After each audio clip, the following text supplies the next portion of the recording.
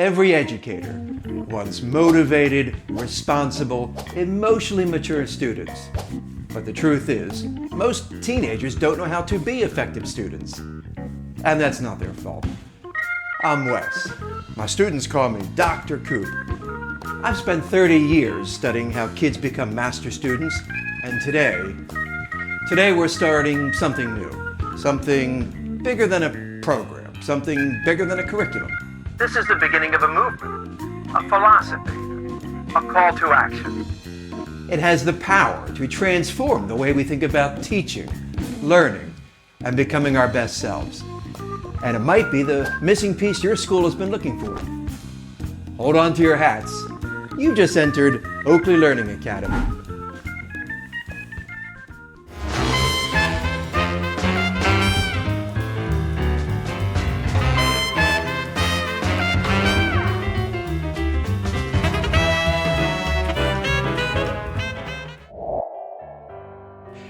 Every great story begins with a spark, a moment when we realize we're capable of more. But somewhere along the way, school stopped feeling like that story.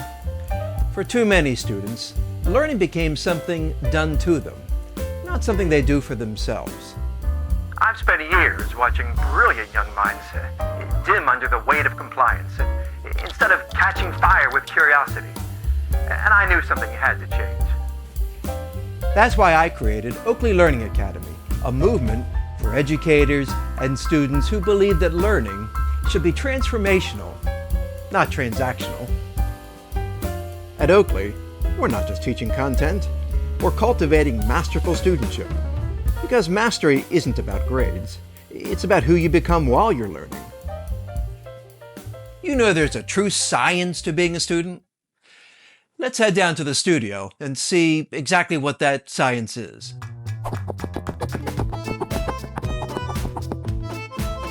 So what really makes a great student? For forever, the answer has always been about what they know, right? Their grades, their test scores.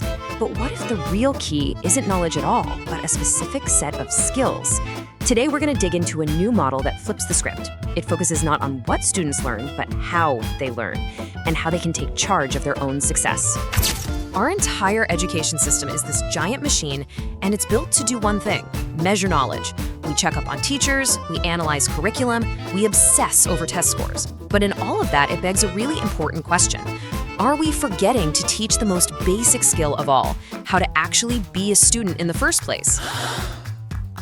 Oh, you've seen it, sure. The missing assignments, the inconsistent effort, the shutdowns, the emotional volatility, the lack of self-awareness and planning. Teachers are spending more and more instructional time on behavior, motivation, and emotional management, tasks they were never trained to handle at this scale. We're in a teacher shortage era. Burnout is rising, and students' needs are rising even faster. And why? Well, there's an enormous blind spot in education. Do you care to guess what that blind spot is? So to really get a handle on this huge blind spot, we've got to talk about a really famous psychological experiment. You might have even seen this one before. Okay, so the setup is super simple. You watch a video with two teams passing basketballs around. One team's in white shirts, the other's in black. And your only job is to count the number of passes made by the team in white. That's it. Simple enough, right? But here's where it gets wild. While you're busy counting, a person in a full-on gorilla costume walks right into the middle of the game, thumps their chest, and then just walks off screen. And the crazy part? About half the people who do this are so focused on counting the passes, they never even see the gorilla. To them, it's like it was never there. Well, there's a name for this phenomenon. It's called inattentional blindness. And it proves that our attention is a really limited resource. We don't see the world as it actually is, we see the slice of the world we're paying attention to. We can be, quite literally, blind to things hiding in plain sight. And that brings us to the big question for today. What if our entire, decades-long effort to reform education is suffering from its own kind of inattentional blindness? What's the gorilla in the room that we've all been missing? I bet you know, don't you? I've seen brilliant kids convince themselves they're not smart, simply because they don't fit the mold. And I've seen teachers everywhere, teachers who care deeply. I've seen them struggle to reach students who seem increasingly overwhelmed, or distracted, or disengaged. And I've realized something. If we want better schools, we have to grow better students. This lays it out perfectly. On the left, that's the system we mostly have now. It's top-down, focused on the adults, measured by tests. But look at the right. That's a totally different idea, a bottoms-up model. It flips the script and puts the focus squarely on the student, on empowering them directly with skills and a sense of personal responsibility. So what happens when we ignore these student skills? You get stuck in this really nasty feedback loop. A student who doesn't know how to learn can't get the most out of even the best teacher, so they underachieve. And because the system's laser-focused on the teacher, the real problem, the student's missing skills, never gets fixed, and the cycle just starts all over again. But here's the good news. It doesn't have to be like that. The research lays out a really powerful alternative. The whole solution starts by completely redefining one word, studentship. It's not some fixed quality that you're either born with or you're not. No, it's a set of skills that can be taught, practiced, and mastered. You know, the ancient Romans even had a word for this, studium, and it meant so much more than just studying.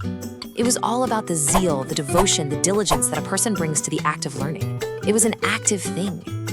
And when you start teaching studentship, that old negative cycle gets completely flipped on its head. It turns into a positive cycle of growth. When students are taught how to learn, they start applying those skills. Suddenly, the teacher's instruction is way more effective. This leads to real, measurable growth, which builds confidence and creates this amazing upward spiral. Ever thought about that? Seriously, teachers go through their own professional development to become better teachers. Well, what if students had their own PD? We'll call it ST, student development. What if students went through their own training to become better students? Well, that's where we come in. At Oakley Learning Academy, we are 100% committed to cultivating masterful studentship. Let's stick with that image of cultivation for a moment. To really wrap our heads around this blind spot, there's a simple metaphor that helps shift our entire perspective. Let's just imagine for a moment that all of our best efforts, the innovative policies, the high academic standards, the really engaging teaching methods, let's say all of that stuff is like premium, high-quality seeds, full of potential. So if those are the seeds, then the student's brain, their readiness to learn, their mindset, their emotional state, that is the soil. And that right there is the core issue we've been missing all along. I mean, you can have the best, most genetically perfect seeds in the entire world, but if you just throw them onto hard, unprepared, unplowed soil, nothing is going to grow. We've been so focused on perfecting the seeds that we've completely ignored the condition of the soil. So how do we prepare the soil? Well, it requires a whole new model of what studentship even means. It means we have to intentionally teach the skills that actually make a brain ready to learn. So to build this new model, researchers at the Oakley Learning Academy started by asking the right questions. They didn't just guess. They went deep into decades of psychological and educational studies to find out which traits are actually proven to help teenagers learn effectively. And the answer that came out of all that work is a tool they developed specifically for preparing the soil. It's called the OLA-SAGA framework for studentship. OLA is for Oakley Learning Academy, and the framework is basically a guide for developing the core skills of being a great learner. And that's what we call OLA-SAGA, baby. OLA-SAGA, baby! OLA-SAGA! Yep. That's OLA-SAGA. That's our student accountability and growth assessment. Let's make no bones about it. OLA-SAGA isn't just theory. It's not just a framework. It's a community. It means we talk openly about struggle, motivation, emotions, productivity, and accountability. OLA-SAGA means doing your best, staying positive, having a sense of humor, and enjoying learning. It means students see themselves as active participants, not passive objects. OLA-SAGA means parents and teachers share one language. It means policymakers get a clearer map.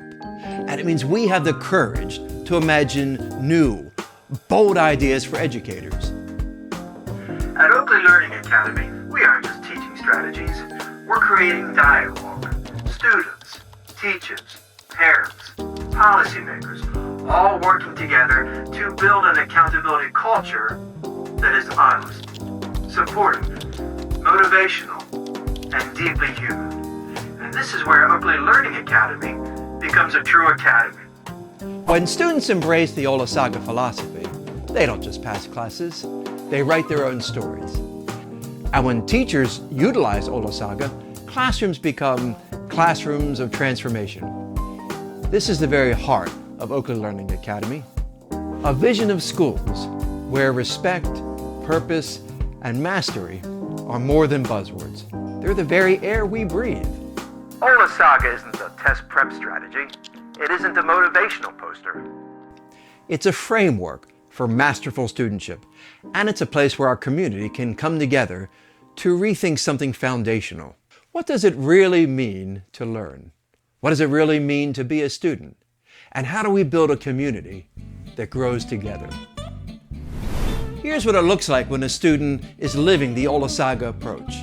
They walk into class, ready to learn. They set goals. If they struggle, they ask questions instead of shutting down. They treat classmates with kindness. They stay organized. They reflect on what's working and what isn't. They keep a sense of humor, even on hard days. They try again. They try better. So how do we make that happen? It comes down to 4 key disciplines of studentship. All right, let's really dig in now. We're going to go through each of these 4 disciplines. This is where the theory becomes super practical. And this isn't some abstract theory. It's a really concrete model, and it's built on 4 key pillars. The first discipline, and honestly, it's the foundation for everything else, is self-leadership. It's pretty much what it sounds like. The ability to influence yourself, to find your own drive, and to set your own direction. It's about being the captain of your own ship when it comes to learning. Self-leadership is built on 4 simple R's. First, there's respect for yourself and for the process of learning. Then there's responsibility, owning your work. Then resourcefulness, figuring out how to solve problems when you're stuck. And finally, resolve, which is just a fancy word for grit, for persevering when things get really tough. And look, this isn't just some nice-sounding idea. It's backed by some serious research. A huge study found that a student's self-discipline was a way better predictor of their final grades than their IQ. In fact, get this, it was more than twice as powerful. So yeah, this skill is a game changer. Self-leadership is powerful. It's knowing yourself and guiding your own growth. Self-leadership means taking responsibility for your choices, setting goals, managing your time, and doing the right thing when nobody is watching. Self-leadership isn't about perfection. It's about ownership. Okay, so building on top of that foundation of ownership is our second discipline, emotional intelligence. Look, learning isn't just a solo activity in a quiet room. It's social, it can be messy, it's emotional, and being able to navigate that landscape is absolutely critical. This research points to 3 key parts of emotional intelligence. First, just being able to perceive and express emotions in yourself and in other people. Second is actually using your emotions to help you think better, to help you solve problems or be more creative. And third is emotion regulation, managing your own feelings so you can stay focused, collaborate, and bounce back when things get tough. Things do get tough in the classroom, don't they? Imagine your students accomplished in those 3 standards of emotional intelligence: perception, expression, emotive thinking, and emotion regulation. Emotional intelligence is managing your frustration and staying calm under pressure. When you grow your emotional intelligence, you grow your ability to work with anyone, anywhere. All right, so you've got ownership, you've got the emotional skills, but what's actually powering the whole thing? What's the fuel in the engine? Well, that brings us to discipline number 3. Motivation. This is the engine of the whole system. It's your why. It's what pushes you through the tough stuff, and it gets its power from believing in yourself, feeling like you have some control over your path, and having a real connection to your purpose. Now, it's really important to get this. Motivation isn't just, wanting to do well. It's rooted in something much deeper called self-efficacy. And all that really is that quiet, confident belief that you actually have what it takes to get the job done. Oh, I absolutely love this comparison. The novice looks at a challenge and is just paralyzed by the fear of failing. But check out the accomplished learner. They don't pretend it's not hard. They just reframe it. They see that every single stumble, every mistake, it's not a failure. It's just a necessary step on the path to mastering something new. This is not the motivation that comes and goes, but the deep, in your gut belief that what you're doing matters. Motivation isn't magic, it's a skill. You learn how to motivate yourself. You learn how to keep going when your energy drops. You learn how to push through the boring parts so you can get to the exciting parts. Motivation grows when you practice it. Finally, we've got our fourth discipline, self-regulated learning. Now, if motivation was the will, this is the skill.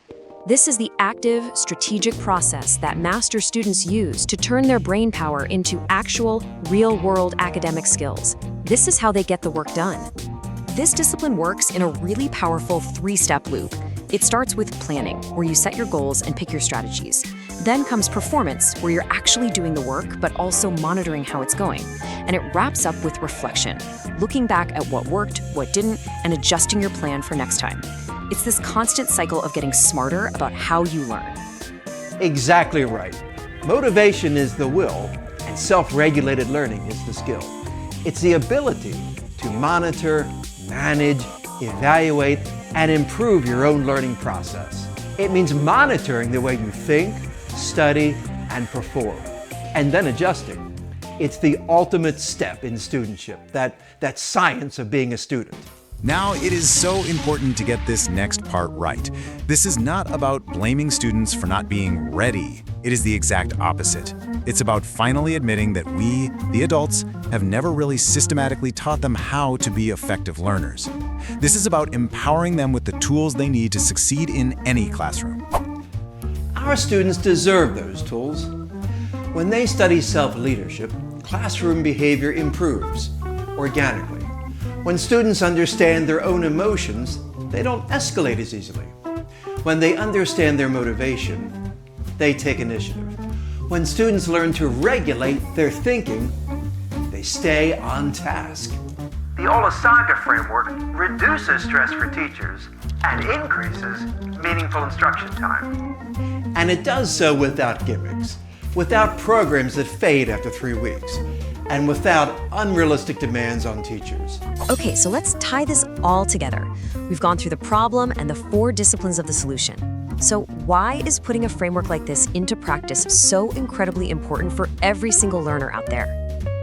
Well, the ultimate goal here is to take that student stagnation we talked about at the beginning and transform it into active student growth. By giving students the tools and even just the words to build these skills, we help shift them from being passive listeners to being the active drivers of their own education. Ultimately, the SAGA framework is about changing the entire culture of a school, shifting from a culture of just passing to a culture of true learning. It creates a more equitable system because it honors the progress of every student, including those who start further behind and might be overlooked in a traditional model. It empowers teachers with better, more actionable data, but most importantly, it recognizes a simple truth.